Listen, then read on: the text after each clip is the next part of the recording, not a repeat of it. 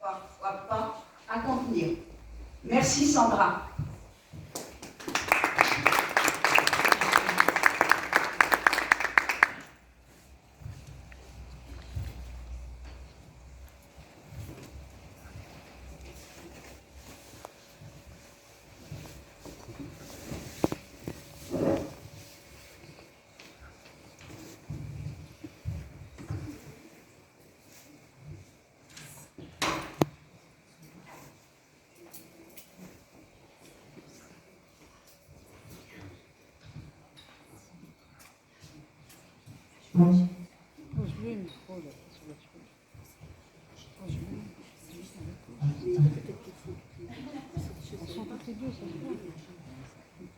Donc lisse. Le ciel est bleu. Le parterre est bleu. Ça, c'est la réverbération. Songe Cendrillon à ses chaussons. Bleu tourbillon, atchoum. A pris un rhume, un mouchoir sur le nez, marche à pied. Où a-t-elle bien perdu son soulier? Cendrillon est une écervelée, grincheux, elle vient du tourment. Il envoie toutes les saisons tristes sur son blason. Une femme, toute blanche comme l'horizon, l'appelle. Qui est-elle? Où sont passés tous les amis? Des yeux sans sourire envoient ces signes au sol. Des petits cailloux semblent écrire des faux semblants. Des peintres en habit du dimanche tirent sur sa manche. Il est pensé pauvre pourtant. Puis ce frelon, qui le suit tout le temps. Atchoum, éternue, il est fatigué ce matin. Il attend Cendrillon aux cheveux d'or. Son seul amour de toujours, sa reine, sa princesse.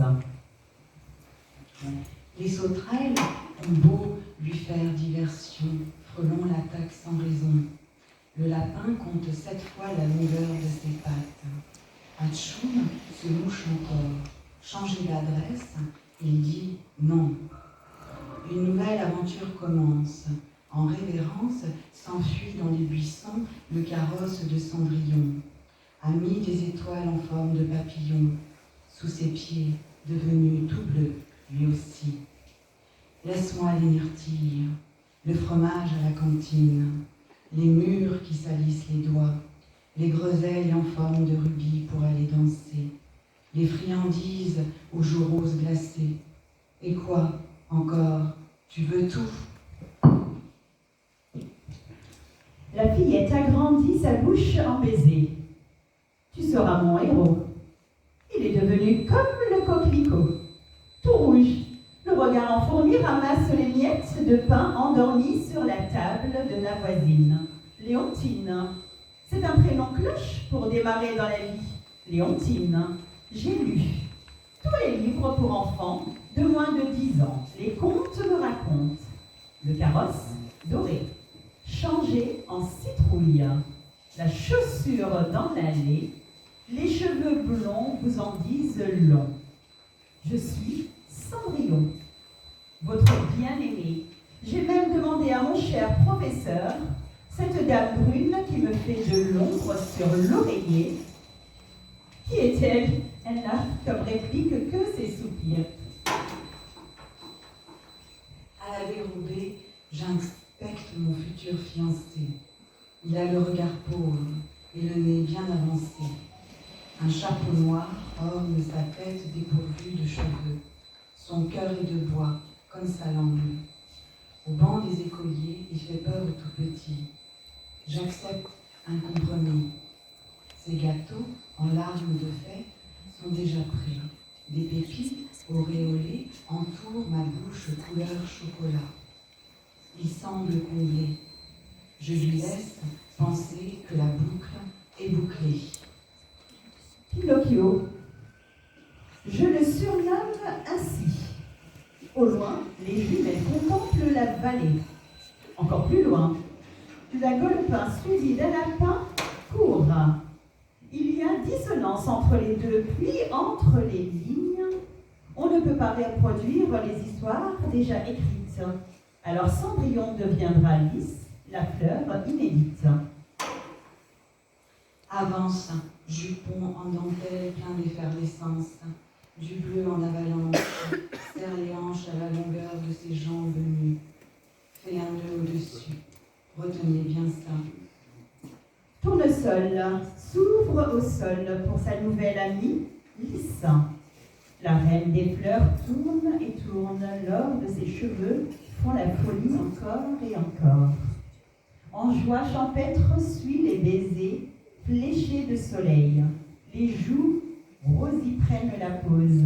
Du chapeau agrandi au visage arrondi parfume l'infini. Aide-moi, mon ami, j'ai une mission pour toutes les fleurs, pour tous les animaux à vivre. L'écureuil lui fait de l'œil. Lys sourit. Il veut bien aider aussi. Descendre la colline pour retrouver cet étrange petit homme aux pieds bleus. Colibri apporte une nouvelle, bien triste ma foi. Les fourmis sont montées sur ses jambes, ont paralysé son popotin. Les langues bien vont bon train. Pinocchio est fou de rage.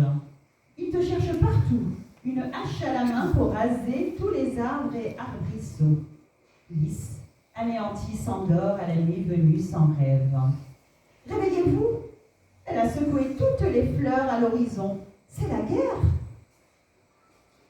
Un jour de relâche, où le ciel était clément, Pinocchio, à l'œil vache, a kidnappé Lys, arraché sa belle robe en soie bleue, piétinant sa jolie frimousse, enduit de colle son pauvre petit corps meurtri sur des bandages mortuaires, savourant sa vengeance aux dents de Lucifer.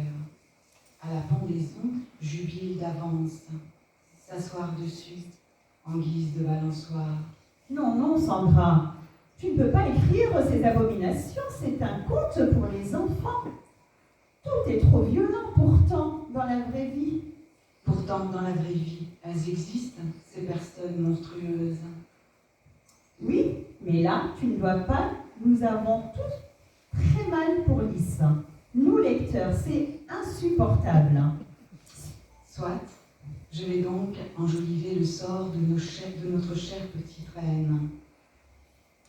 La chair d'une pâleur exquise échappe à son bourreau. Au ruisseau, légère à son voisin, l'accueillir aussitôt. La fleur si blonde à la rivière entend tout. Ouvre son amour et l'emporte doucement. En cette nuit cauchemardesque, inonde la couche de tête de bois. Pris au piège, nage désespérément contre les courants. Aux méduses se déchaîne ardente en piquant délibérément l'horrible assassin. On ne s'attaque pas à la vie qui se donne à vous.